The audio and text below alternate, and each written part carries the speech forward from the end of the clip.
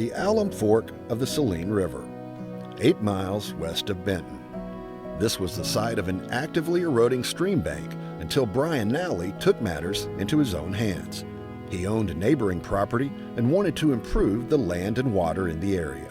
I noticed that the riverbank was eroding, and I just asked them if they'd be willing to sell that property on this side of the river, because I thought I could probably do something with it if I owned it.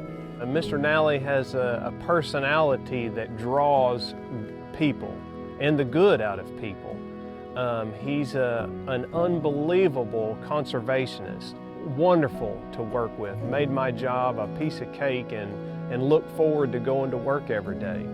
Very enjoyable just because of his ethics, his stewardship, and he cares for the land. We floated this river a lot as a kid. I skipped my high school senior prom for a float trip on the river that night, so we stayed a lot of time on the river. I always wanted to have a place on the river, and I had contacted the stream team about giving me some options. You know, I'm just an amateur at this sort of thing, and the people at stream team are really good at what they do.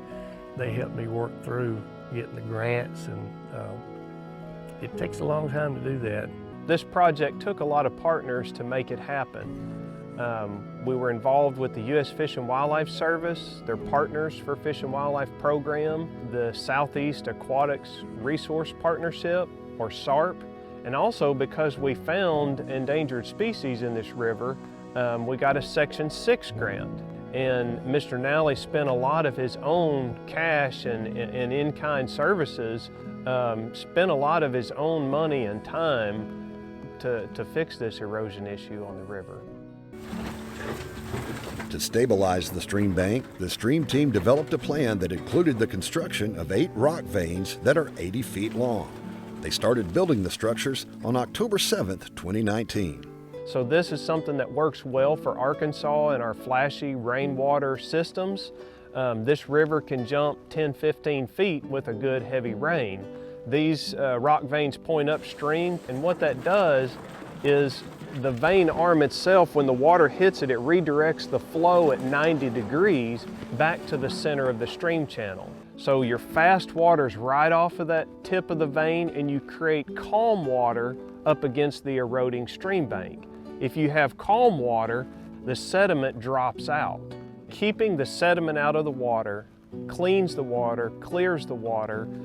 For sight-feeding fish, benefits freshwater mussels, smallmouth bass, long-ear sunfish. There's walleye in this river. There's spotted bass in this river. And so if we can keep the water clean and cool, we're going to benefit those species of fish. The stream team also planted native trees, shrubs, and grasses to reestablish healthy streamside habitat. The roots from the trees and shrubs hold the soil together to prevent erosion. Also, as those trees grow, at some point in time, it may take 20 or 30 years, but they'll provide shade for the water to cool it for smallmouth bass and other aquatic wildlife. There wasn't any question in my mind was, oh my gosh, what are we doing, or is this ever going to work? Once they got started, it didn't take much time at all. Matthews, to watch him work this project was a good hands-on experience for me, because he did it kind of how I would do it. He's out here every day and watched them, and he'd crawl out on them rocks and point out exactly where he wanted each rock. So it was a pretty fulfilling process, and it was really amazing, really, once they got started, how quick it went. This project, meeting Mr. Nally, a great conservationist, is extremely rewarding. There's a lot of aspects of our job that aren't our favorite.